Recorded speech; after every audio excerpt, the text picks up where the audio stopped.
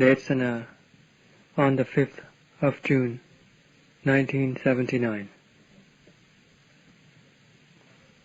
No race of people living on this earth, without any exception, lives in isolation.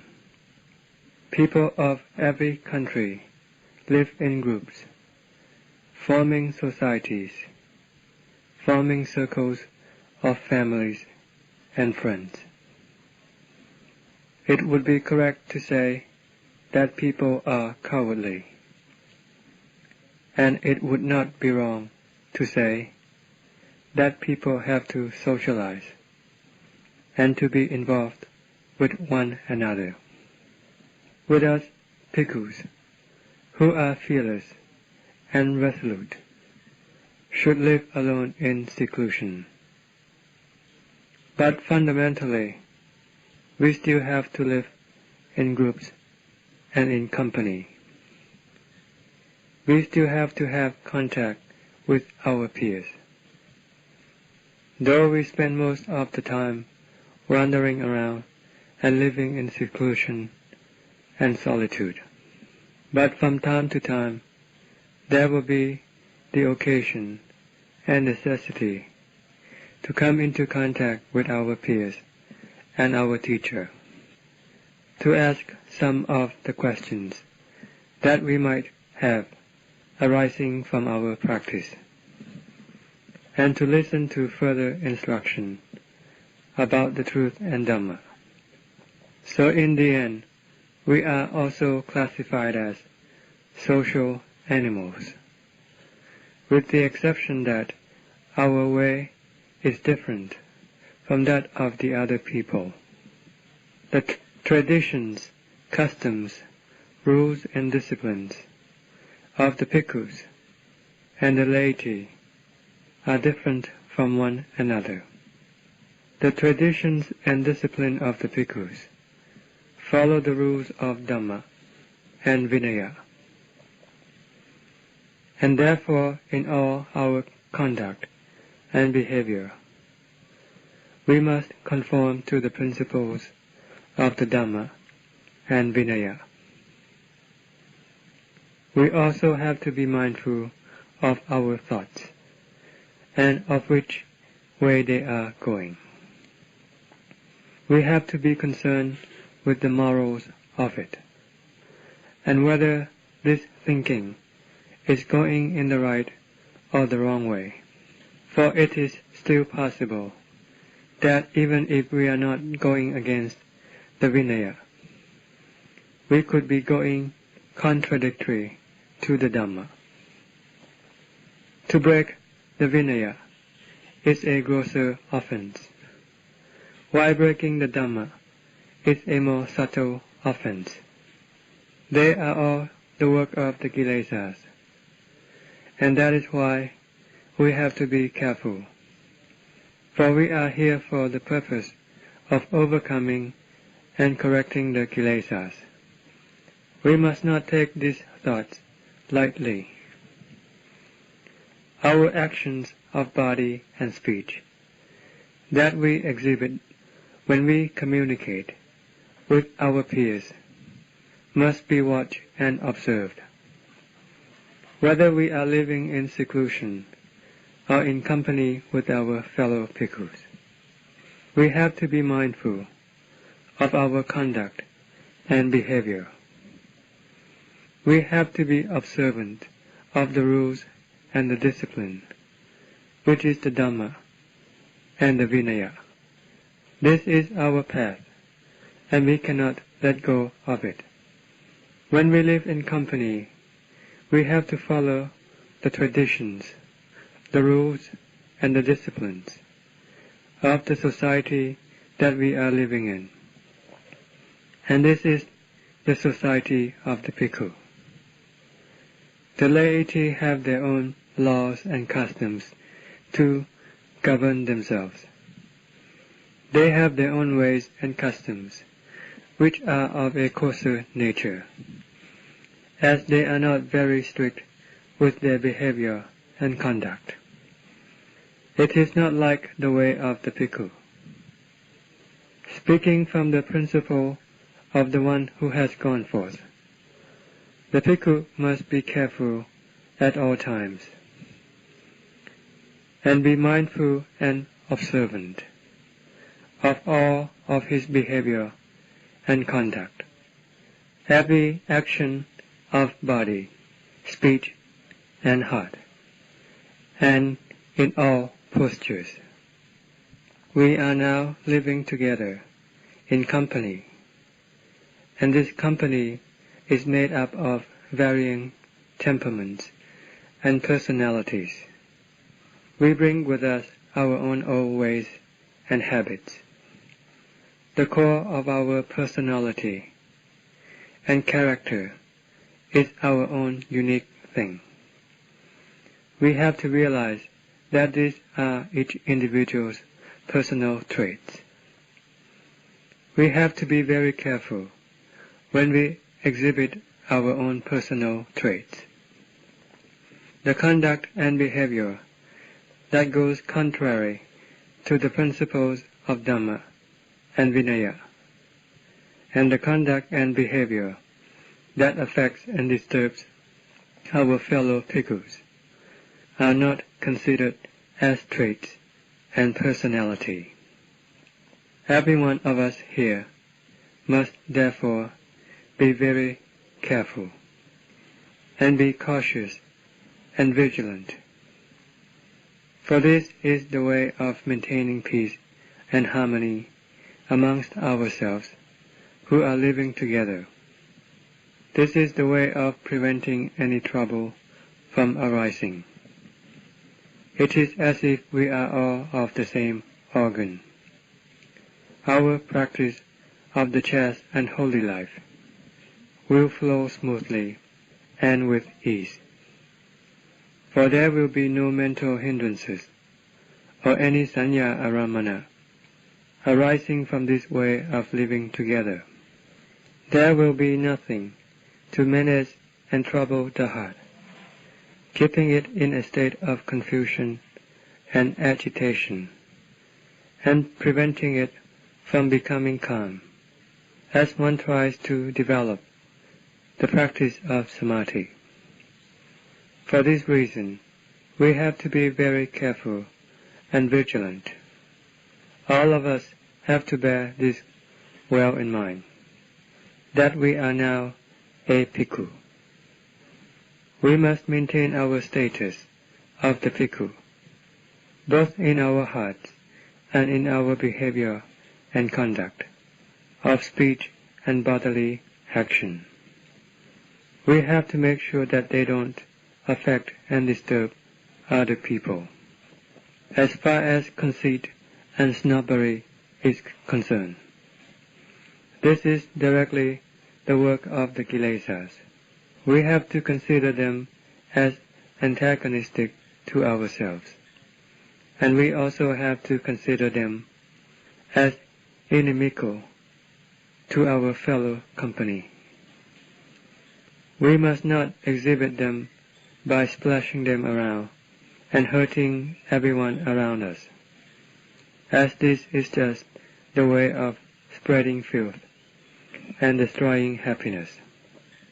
This is especially so in the circle of the Gammatana bhikkhu, which is of a very subtle class of people.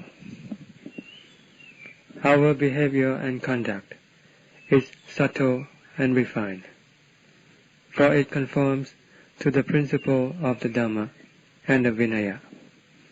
This subtlety and refinement does not come from any unestablished principle.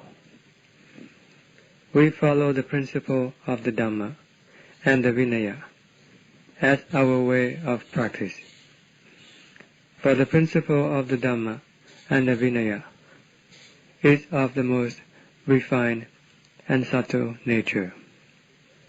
We will be able to see this clearly when we practice in the way of developing our heart. The more refined the heart becomes, the more will we be impressed with the subtlety of Dhamma. But at the same time, the kilesas will also become correspondingly more subtle. So we must not be complacent and take them lightly. We always have to be vigilant.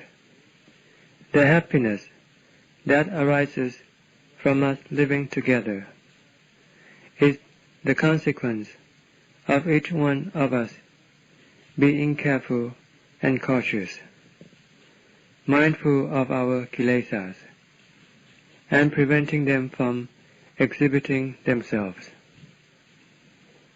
For this is just the way of disturbing ourselves, by causing us to become sad and gloomy. At the same time, it also affects and disturbs others, by creating sanya aramana in those people such that they cannot live in peace. For they always have enmity and aversion within themselves. This will principally damage the work of citta bhavana. Even if there are no sanya aramana arising from trivial matters, it is still very hard and difficult to practice bhavana. This is because in the citta there is a natural process that constantly pushes the citta into thinking and concocting about this and that, which just disturbs and incites oneself to become confused and in a state of chaos, to the extent where one cannot enter into calm, in spite of the fact that one is striving in the exertion for the development of calm.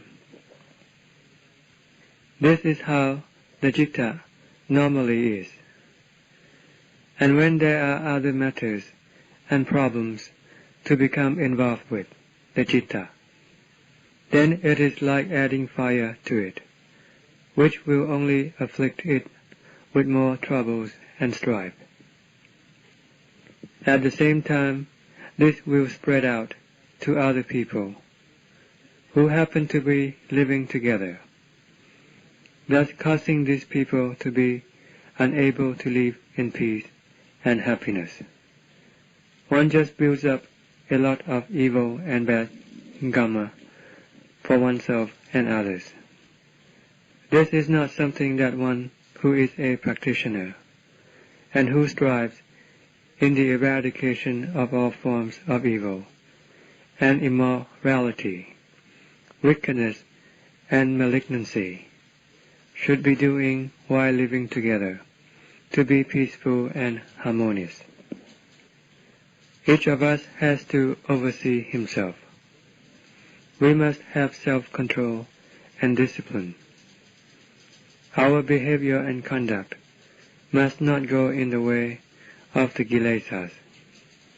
This is the basic principle of living together.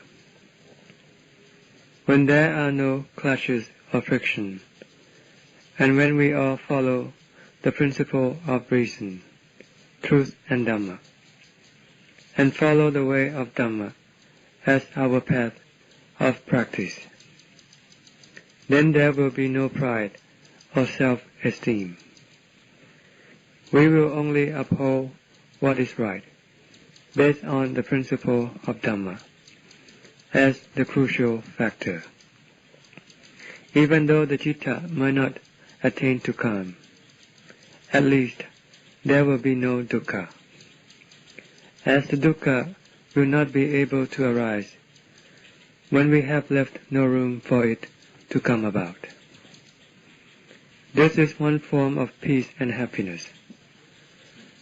This is living together harmoniously among friends and among good people.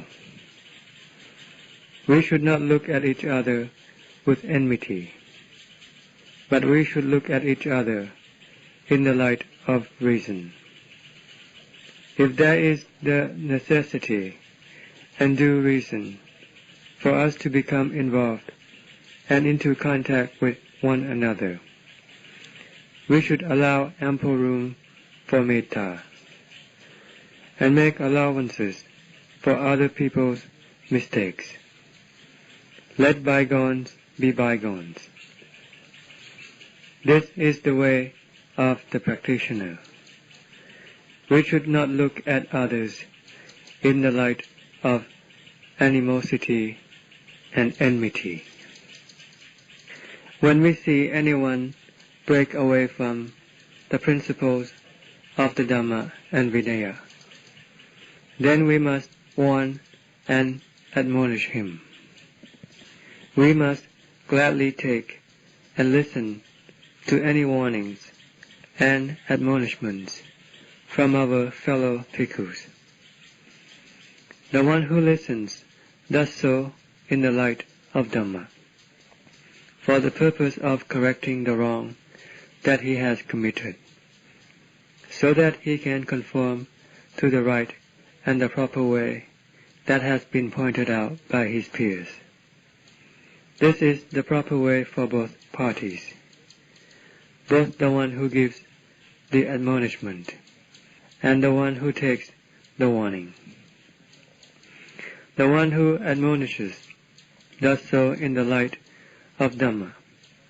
He does not do it out of displeasure or dislike, or for the sake of finding fault with another, or to humiliate and embarrass the other person. The one who takes the admonishment does so in the light of Dhamma. He respectfully takes the warning and the pointing out of his fault by this other person, as if he is being shown a store of great treasures. This is right and proper for both sides. Living together in harmony is important. If one of the members of the company behaves in a way that goes contrary to Dhamma, disturbing and annoying other people, then it will have an effect on every other member of the community. For this reason, living together means that each one has to be careful and cautious. There should always be forgiveness and pardon for one another, befitting our status as the practitioners of Dhamma, who are filled with Dhamma within their hearts, and being principally endowed with metta and karuna, love and compassion. For this is the basic constituent of the citta of the practitioner. A practitioner must normally always cultivate metta towards all living beings. Sabbe satta avera hontu, and so forth.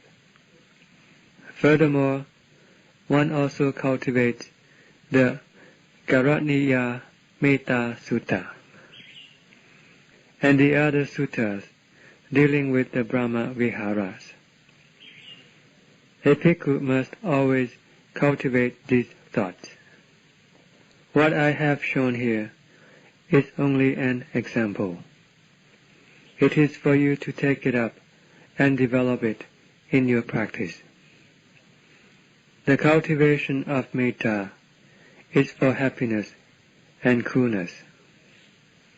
Furthermore, you have to cultivate and develop yourselves in the practice of citta bhavana. Don't engross yourselves in the thoughts of animosity and distaste for anyone. You have to consider that we are living together, following the way of Dhamma. Always be forgiving and magnanimous. A bhikkhu is one who can sacrifice everything. A bhikkhu is always forgiving. If a bhikkhu cannot make allowances for others, then nobody else can. This is the crucial principle of the bhikkhu. When we live together, then we will be living in peace and harmony, in happiness and coolness. This is the basic principle of the governing and overseeing of a community. It is for this reason that it is not possible for me to accept too many bhikkhus. I have already investigated about this. I am not really concerned that there might not be enough of the living requisites to go round, for I am looking from the standpoint of supervision. When one has to oversee a lot of people, one may not be able to give a lot of attention to everyone. There is also a greater possibility for one of us to cause damage and disturbance to the rest of us. There will then be chaos and trouble for the whole community in the monastery. This is not good or desirable. But when I can maintain the numbers of you here at the optimum level, then my instructions to you can be to the fullest benefit, and I can give you all the necessary attention. When things run to excess, then it is usually mediocre. When there are too many of us, then whatever we do, we tend to drag behind. For instance, the time that we spend eating will be much longer instead of shorter. We have to spend more time in arranging things and making preparations for things. By the time that we finish our chores, it can be quite late in the day. Whatever we do will take a lot of more time. There will be a lot more work to do, just to take care of each one of us. The more people we have, the more work that we have to do. This then just turns into entanglements and worries, and then we will not find the time that is conducive to the exertion of our heart's practice. This will not impart us with any benefit or advantage. For this reason, I only accept just enough. I have a lot of metta and compassion for my fellows in Dhamma. How can I not have any compassion for those who are seeking for Dhamma? I also used to be a junior bhikkhu who was searching and looking for a teacher. I had to go through many teachers before I finally ran into Gnanasampanno. I sympathize and understand your feelings and your predicament, for I have put myself in your place. Otherwise, I would not be able to know how to deal with you. This is because both of our predicaments are of the same nature, for we are in the same boat. But the reason why I can only accept so many of you here is because this is just about the right number. If I take any more, it will be excessive. Things can go sour if there are too many. The possibility of people making a mess of things is far greater, and there will just be a lot of clumsiness and incompetence, and it will just be a nuisance for me. The way things are now, some of you might think that this temple is very strict and very resolute, and very rigorous and scrupulous. This is because you haven't seen how I practiced in the past. I can see this from the lay people, who applaud this temple as being unsurpassed by any other monastery. Concerning our strict observance of the rules and the discipline, of orderliness, neatness, and cleanliness, and all the bhikkhus who seem orderly, obedient, and well behaved. They don't seem to misbehave or misconduct themselves, or show any signs of perversion and mischief. This is how they sing our praises. But we should not indulge in this sort of thing, for I have really been very lax with all of you.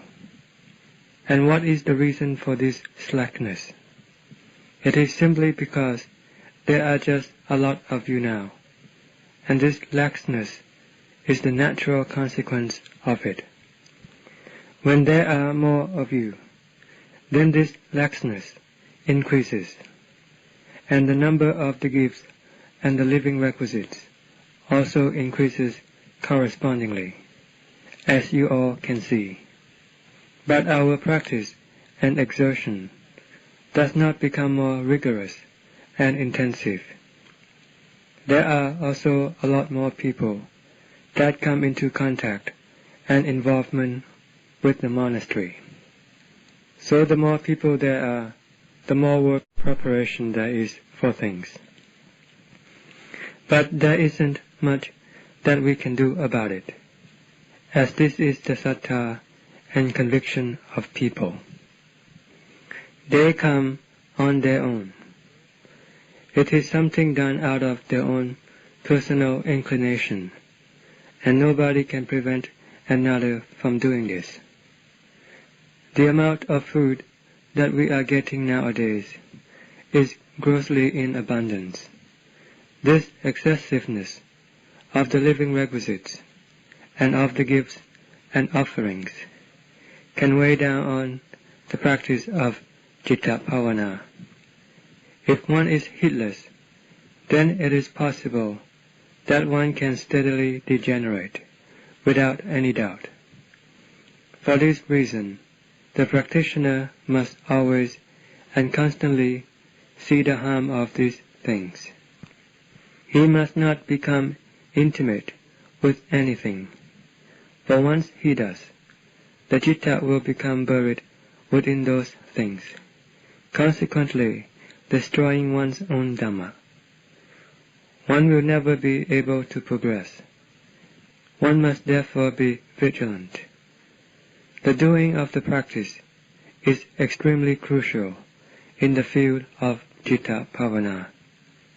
One must be courageous, firm, conscientious, and resolute. One cannot be weak or discouraged, for one can go down the drain and not be able to come up with any beneficial results. One has to always instill within one's mind that every type of kilesa is extremely tenacious. They are far more clever and cunning than we are. If we just play the fool and practice heedlessly and senselessly, then we will never be able to subdue or eliminate any of the kilesas, because normally the kilesas are all powerful within our hearts. They are a lot more shrewd and crafty than we are, and that is why they are our master. We might think that we are the masters, but truly we are not. We are just the attendants of the kilesas, without ourselves being aware of it. In all the forms of thinking and concocting, that come out of the heart. It is always because of the commands of the kilesas. They direct us to think about this and about that, and this in turn agitates the heart. This is not caused by anyone else, but the kilesas of various sorts that push and thrust out. This thinking process then creates a lot of agitation and confusion, brewing up hatred and aversion. Love and anger are all the works of the kilesas. Can we not see that they are perilous and harmful? How can we consider ourselves more clever than them, and as capable of outwitting them? We are always following their lead, every moment that we think. We never realize that hatred is just the work of the kilesas. We never realize that anger is also the work of the kilesas, and it is the same with love and aversion. We are not aware that these things are the strategy of the kilesas that push and propel these things into being. But if we are capable of knowing this at every moment, then the kilesas will definitely be subdued. This is a very crucial point for the practitioner. We must constantly keep this well in mind. We have to realize that there is a very great difference in skill and aptitude between ourselves and the kilesas. With what can the kilesas be conquered? It is nothing else but our saddha, sati, panya, and diligent effort, acting as the support. Sati is terribly important. Panya is the tool that does the work of analysis and examination, countering and contending with the kilesas. Sati is the overseer of the work, making sure that we do not lose our guard. And when we have been relentlessly developing and exerting ourselves, then sati will become highly developed. It will then become sampachanya, the constant awareness. This is the outgrowth of mindfulness. And beyond sampachanya, it will become mahasati. It is likewise with panya, which has to move with difficulty in the beginning. Please don't have the understanding that panya will arise by itself. One has to devise up the various means by thinking and doing a lot of contemplation and analysis. One has to be versatile and many-sided in one's mode of thinking. In whatever way one can eliminate the kilesas and subdue and calm them down, that way is Dhamma. This is the Panya Dhamma. We must not be entirely dependent on the text, for otherwise we will turn into worms eating up the paper. All the Dhamma that the Lord Buddha taught came out of his heart. The Dhamma is found within the heart. Sati Panya is found within the heart. We have to bring them out. We have to produce them. Then we will be able to see into the principle of cause and effect, and use it to contend with the kilesa. For the kilesas are extremely cunning and clever. They are always our master in every instant of our thinking and concocting, and during every moment of contact through the eyes, ears, nose, tongue, and body, which all converge and become the Dhammaramana right within the heart. These are all the works of the kilesas, and the reason why we still cannot see the bane of the kilesas is because we are still a lot more foolish than they are. If we are a lot wiser than they are, then when they begin to concoct, we will be aware of them. As soon as they concoct, we will know. We have to strive in this way, and then the result will be as I have just said, without any doubt. You have to be constantly developing and training your citta. The practice of fasting is a very good way of reducing restlessness and agitation.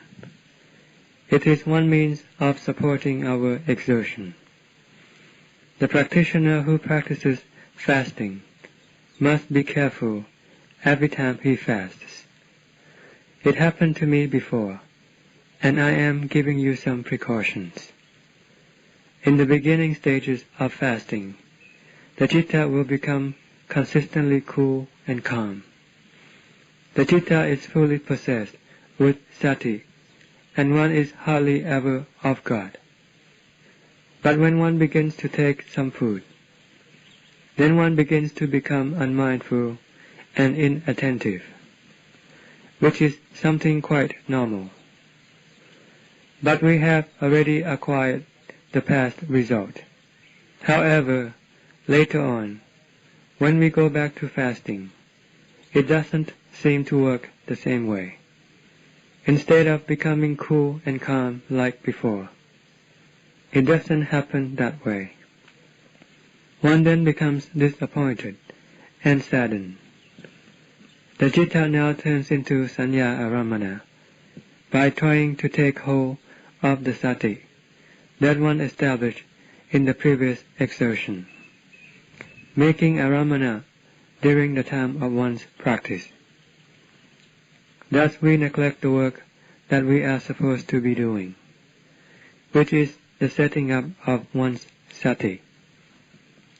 The aramana of the past has now taken its place, and therefore the results are not forthcoming. One must try to cut off this aramana of the past. One must take the present as one's foundation of practice. This is by carefully taking care of one's sati. Whatever has happened in the past, however firm and stable the citta was before, it has already happened. They were the results from one's striving and exertion, the same kind of exertion that one is now putting forth. And this exertion is being tended by sati. These results cannot come forth from any other cause. One must concentrate in the present. Don't rake up the past by trying to recall the results that happened before.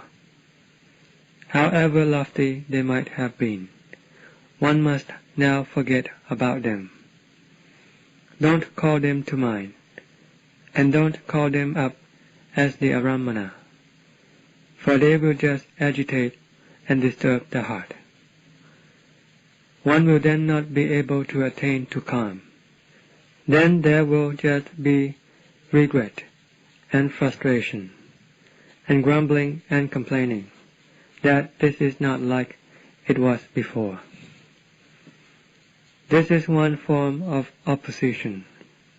For this reason, I am exhorting you not to become involved with this aramana of thinking about what happened in the past. One must just concentrate in the present. One must ask, what is it like now, at this time?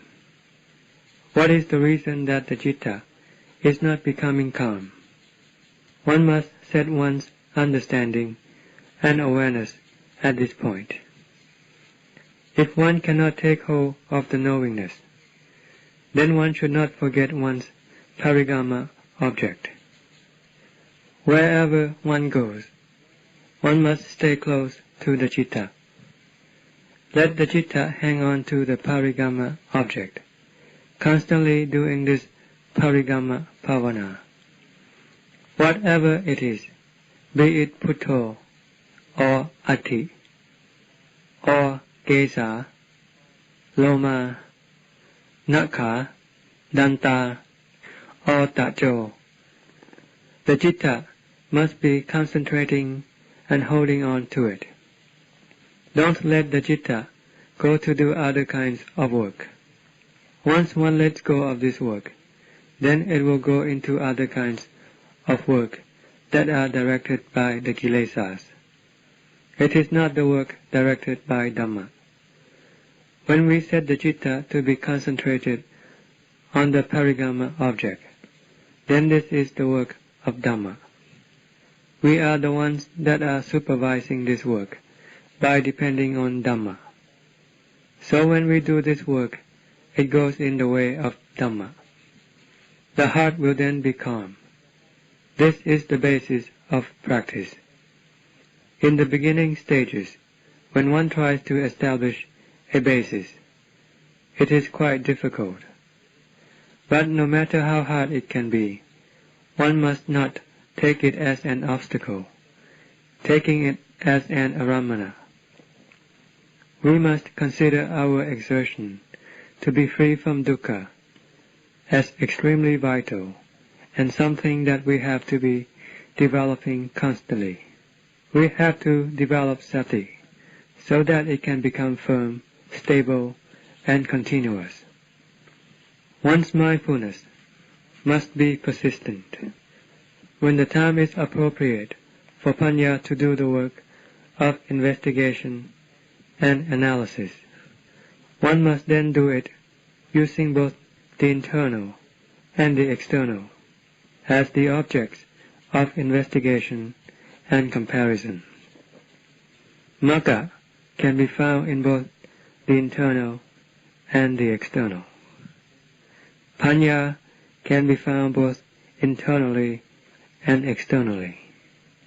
If one just develops it so that it actually becomes panya, which is called the magga. And what aspect are we going to investigate in the light of? Anicca, for instance. We can take the external as the objects of investigation, and then compare it with the internal. This can be done. Or one can compare the internal with the external, for in fact they are one and the same thing. There is no difference between them concerning anicca, dukkha, and anatta, or asubha, and particular, filth and impurity. It's found both internally and externally.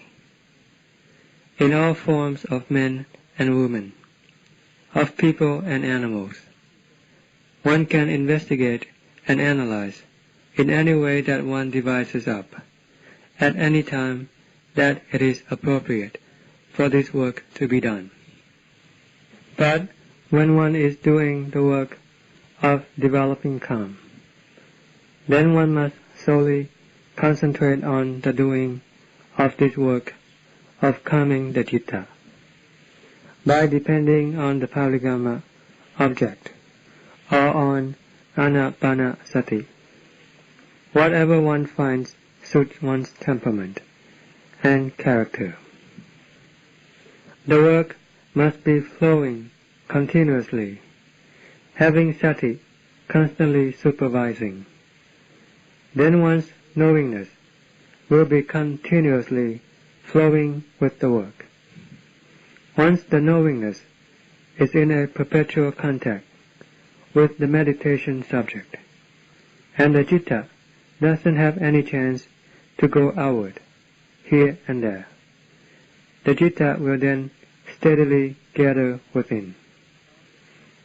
All the flow of the citta will now converge within itself, thus turning into the focal point of calm. It now becomes the unique and distinctive feature of the heart. When this distinctive feature becomes more apparent, It means that the citta is now becoming steadily calmer. All the thinking and concocting will now steadily diminish. Even the concocting of the parigama object will now become less and less. What takes its place now is the very distinctive knowingness. And whether one concocts up the parigama object or not, this knowingness will still remain.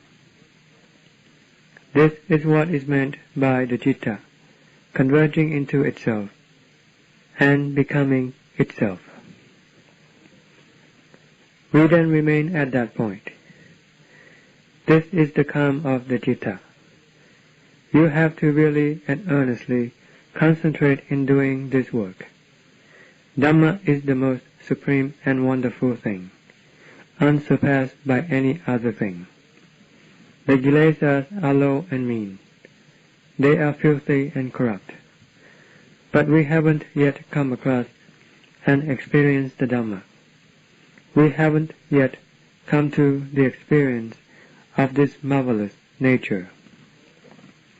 So we have nothing to compare and compete with the kilesas.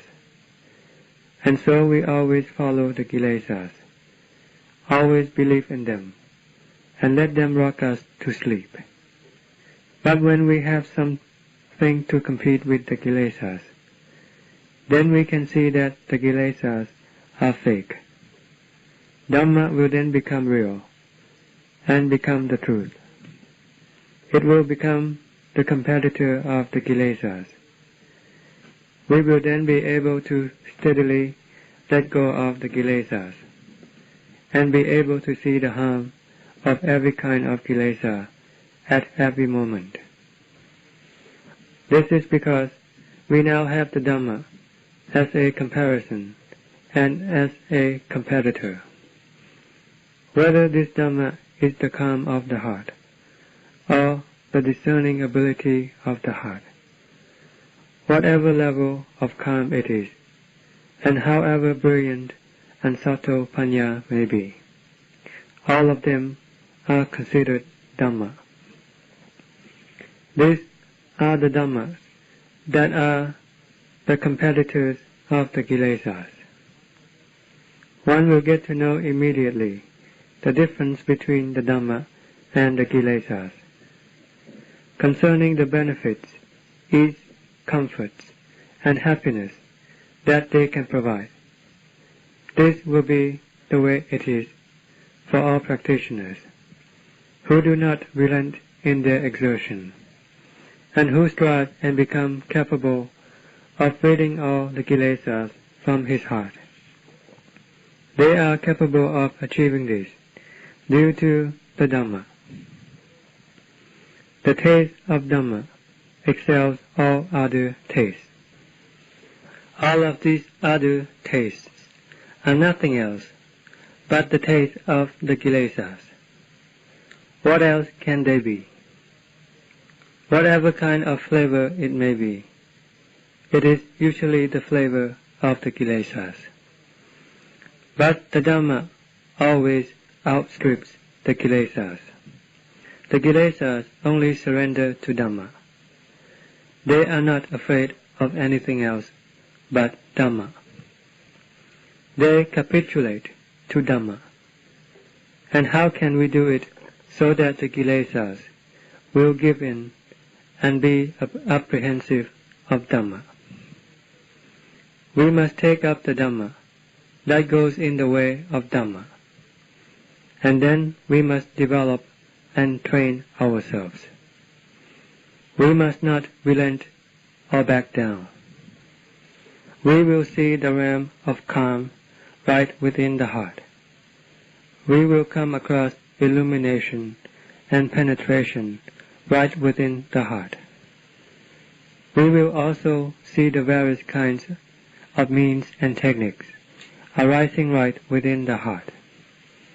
Once we have opened up the way, then Dhamma will have the opportunity to arise steadily, and this will not depend on time and place and the postures that we might be in.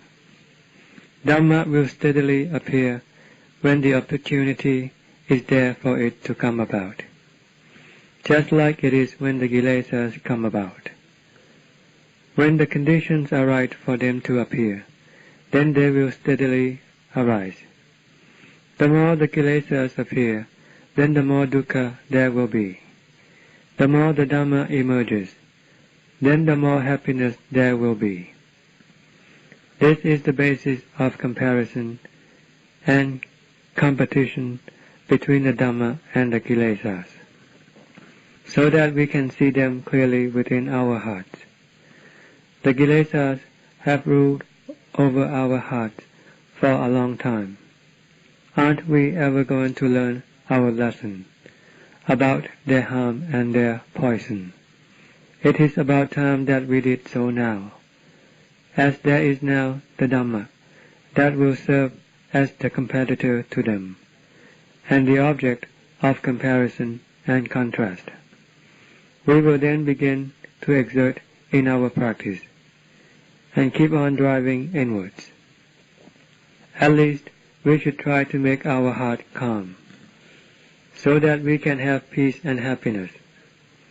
For one who has gone forth, especially if he is a practitioner, if he doesn't have any calm within his heart, he will never be able to have any happiness. Living amongst his peers, he will see that everything around him is antagonistic to him. Though he might not exhibit this externally, it will be building up within his heart. He will not be able to see how wonderful and noble all of his teachers are, because his citta is burning with fire. All of his thoughts are fiery. When the citta doesn't have anything unusual or marvelous within itself, but is fully possessed with the kilesas, then when he thinks about his peers, his fellows in Dhamma, and about all of his teachers, it will all go in the way of the kilesas. He will not be able to see the marvel and wonder of them. He will become dull, weak, and discouraged, and he will always be retreating. This is just sliding back to let the kilesas trample upon him, totally tearing him into pieces. Does this befit us who are the practitioners, the followers of the Tathagata, who take up the Dhamma of the Lord Buddha, which is the foremost and most supreme Dhamma? We just leave ourselves vulnerable to the kilesas, and let them trample all over us, from the tops of our heads down to the soles of our feet, for countless lives, and we still have not learned our lesson yet. When are we ever going to come up with any wisdom? How can we ever believe in the Lord Buddha? It is correct to say that we take up the raga, tanha, saranam gacchami as our refuge. There is just empty wind in the Buddhang, Dhammang, Sanghang, saranam gacchami. For truly, it is all the time raga, dosa, moha, saranam gacchami, and we are much closer to them than to the truth and Dhamma. We only think about the truth and Dhamma occasionally, but the kilesas are in the heart. They are deeply buried there, for they have now completely merged with the heart itself. And there is now no way that the Dhamma can infiltrate into the heart. So there is nothing marvelous and wonderful within it. But when the citta begins to attain to calm, then one will begin to see the worth and value of oneself. One begins to see the worth and value of the heart, and of one's fellows in Dhamma, and of one's teachers. And the more subtle and lofty the citta becomes, the more one will come to see the wonder and unusualness of one's teachers. And why is this? Previously, when our teachers exhorted us, all their instructions in their depth and profundity and subtlety, we merely listened. It never got to our heart. But when we have the living testimony appearing right within our hearts, like the state of calm, that we can see clearly, and that is accordance with how our teacher expounded. These things are now living realities within our hearts. And all the various levels of sati and panya expounded by our teacher have now also appeared within our hearts. This is in addition to the results that arise from the work of panya that overcomes, uproots, and corrects the kilesas, so that the heart now becomes purified. We can see this clearly within the heart. The degree of our conviction, belief, and admiration for our fellows in Dhamma and our teachers will become heightened as the citta now goes in the way of Dhamma. You have to put up your effort. I try my best to provide all of you with favorable times and opportunities to exert in your practice. I try to keep our extracurricular work to the minimum, so that you can really strive in your practice. If you find that walking a lot is good for you, then you should keep on walking.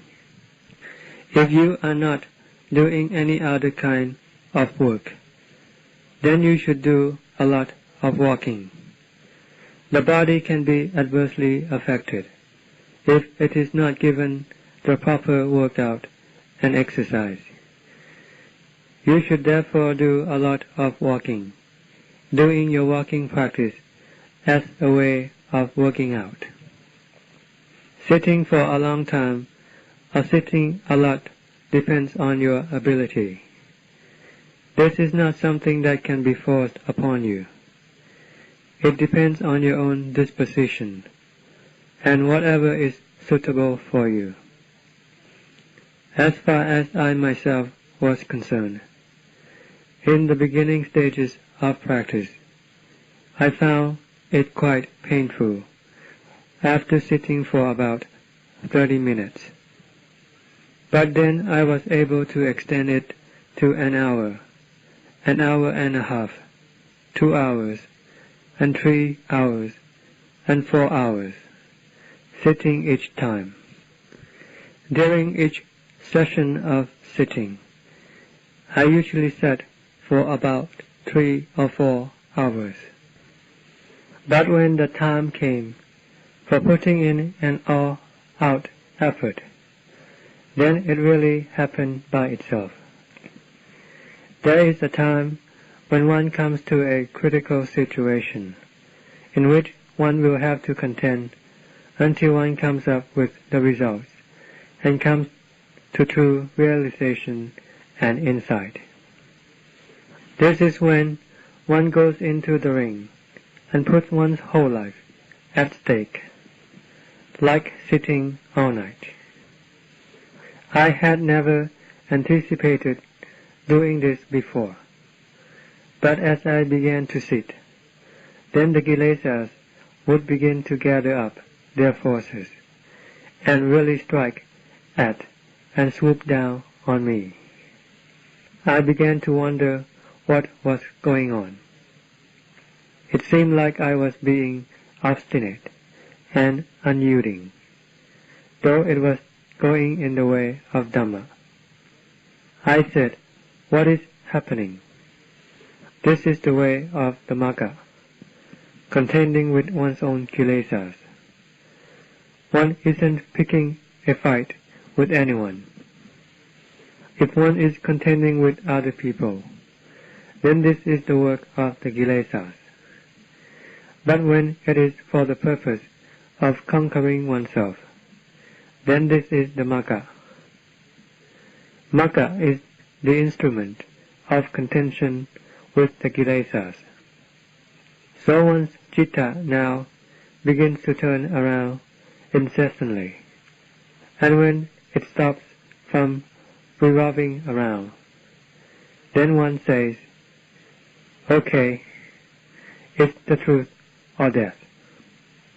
I immediately set up a resolve. Today, I have to get to see the truth that is manifesting itself right at this time. What is the cause? If I don't die, then I have to remain until morning before I will get up from this seat. From this moment until dawn, I will not let anything come to sidetrack me from this work. The citta then begins to turn around incessantly, and that is how it was when it was the time for it to become like that arose. When one is capable of establishing a basis from this way of practice, then this becomes a very good instrument for one to tread in the future. One will have no qualms, nor have any fear of the dukkha vedana that one has investigated before. One knows how to investigate dukkha vedana to the extent where that vedana is totally cut off from the heart. It can no longer protrude into the heart and affect it. One has clearly realized the truth of the body. Every part of the body is one form of truth, as it is. The vedana that appears doesn't know that it is vedana. It is one form of process or condition, and it is a form of truth. It exists as it is. It is the citta that alleges that this thing and that thing is this and that, supposing that we are dukkha, or that we are experiencing or being afflicted with dukkha, rounding it all in and calling it I. So we end up rounding up these things, which are the truth in themselves, just to burn ourselves with, because our panya cannot catch up with them. But when panya has analyzed and differentiated every part and everything, and seen them according to the truth, then every part of the body is just the body. They are all just as they are, and as they have been since ancient times. Vedana is a condition that arises, remains, and disappears, as is natural for it to do. It is the citta that supposes and assumes and presumes. Sanya is really the chief culprit here. When one begins to understand this, then the citta will steadily begin to draw inwards. This is actually the sanya that is steadily drawing inwards. One then gets to see the truth within one's heart. The heart then becomes real. The body is real, and so is vedana. They each are real, and though vedana might not disappear, it will not affect the heart. One can remain quite at ease and comfortable. This is an extremely crucial technique, for one is now able to establish a basis. One now becomes bold and courageous, and the citta becomes graceful and elegant. There is brilliance and luminosity right within the citta. One begins to see the indescribable marvel within one's heart. It is something that one has never experienced before. With this much success, one is quite proud of oneself. One can now fearlessly face up to Vedana, as well as coming face to face with death. One will just say, really, where will this death come from? What form of dukkha Vedana can deceive me? At the time of death, what kind of dukkha Vedana can appear, if it is not this self-same kind of dukkha Vedana that is appearing at this time? But I have already understood the truth of the dukkha Vedana that is appearing at this time. Death really has no meaning or significance at all. All that is necessary is to get to know the truth. The four elements of earth, water, air, and fire will just dissolve from this composition. They just return to their original true state. And how can the citta die? Why we claim that it passes away, it instead becomes more distinct. The citta also remains in its true state. So what really dies?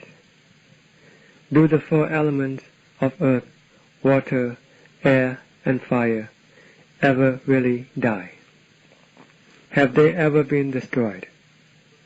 Of course not. It never happened. And how can the citta die, when one sees it becoming more distinct and obvious? Is this the one that is going to die? How can it die? One cannot even find the reason or the cause of it. It just manifests itself more distinctly and obviously. It will become very distinct, and one becomes very brave and courageous. This is speaking about the time when it is suitable to put in an all-out effort into the contention. This will come by itself. May all of you put in your effort and strive in your practice. Don't relent or retreat, and be always and constantly endeavoring and striving.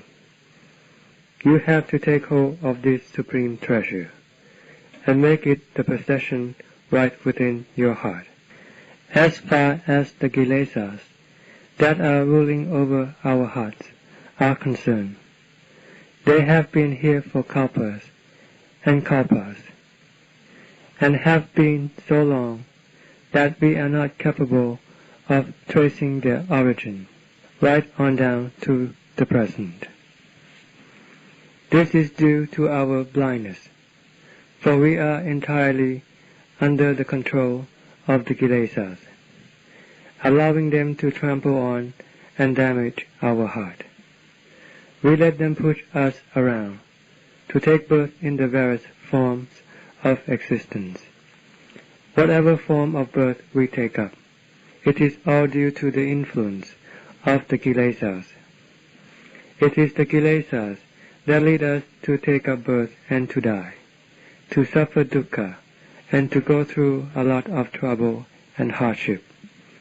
If we cannot see the harm of the kilesas, then what can we see the harm of? There is nothing else that is harmful to us. The external conditions, such as the climate, the hot and the cold, and the weather, are all something quite ordinary, quite normal, quite usual. They are not as severe as the kilesas that hurt us and oppress us. This is how we have to see the harm and the bane of the kilesas. Then there will be a way for us. The heart then will live in peace and tranquility. In the way of practice, there are two crucial tricks. The first one is when one comes to the conviction and true belief in the principle of Dhamma. This is one point.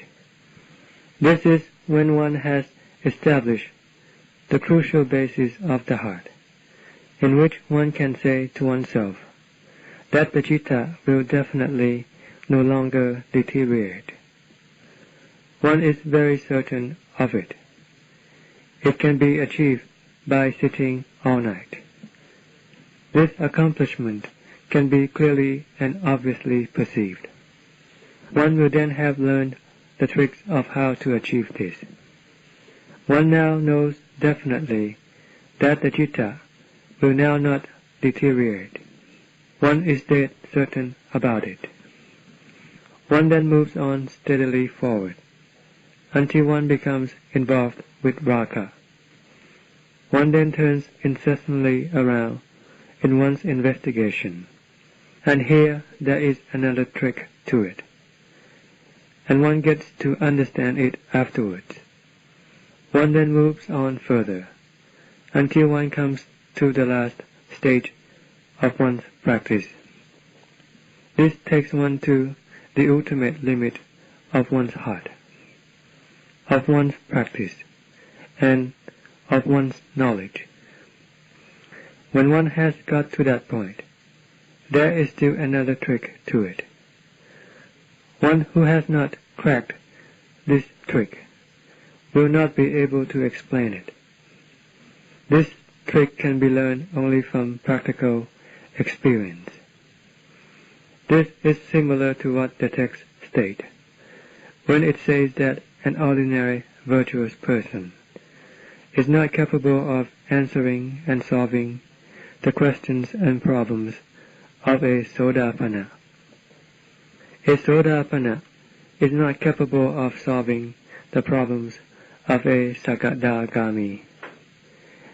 A Sakadagami is not capable of solving the problems of an Anagami, and an Anagami is not capable of solving the problems of an Arahant.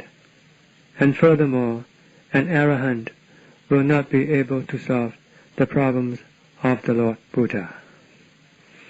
Also, no other Arahant will be capable of solving the problems of the Venerable Sariputta and the Venerable Moggallana. This is because there are tricks to solve these problems.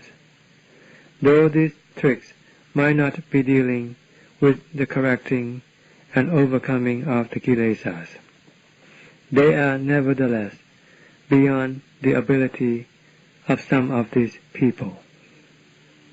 But when we were speaking about the tricks dealing with the Sotapanna, the Sakadagami, the Anagami, and the Arahant, these are the tricks in the overcoming and the correcting of the kilesas. When we have learned these tricks from our practical experience, be it any level, and when it is something that is not described within the text, but something that we can perceive clearly within our hearts, and we take these tricks and ask someone else who hasn't experienced them, he will not be able to answer us. He will be stuck with it. Even if he is a very learned scholar of the Tipitaka, he will be stuck. Therefore, when we look in the light of truth, how can anyone be contemptuous of the Kammatthana practitioner when he can ask you a question which you will not be able to answer? Consider, for example, at the time of the Lord Buddha, there was a well-learned scholar who had accomplished his study of the Tipitaka. He was scornful of the Kammatthana bhikkhus and treated them with contempt and derision. The Lord Buddha heard of him. Now all of those Kammatthana bhikkhus were arahants, so the Lord Buddha came upon the scene. The Lord Buddha then himself set up the questions. He asked the scholar, whose name was Bodhiraka, but he was not able to give an answer.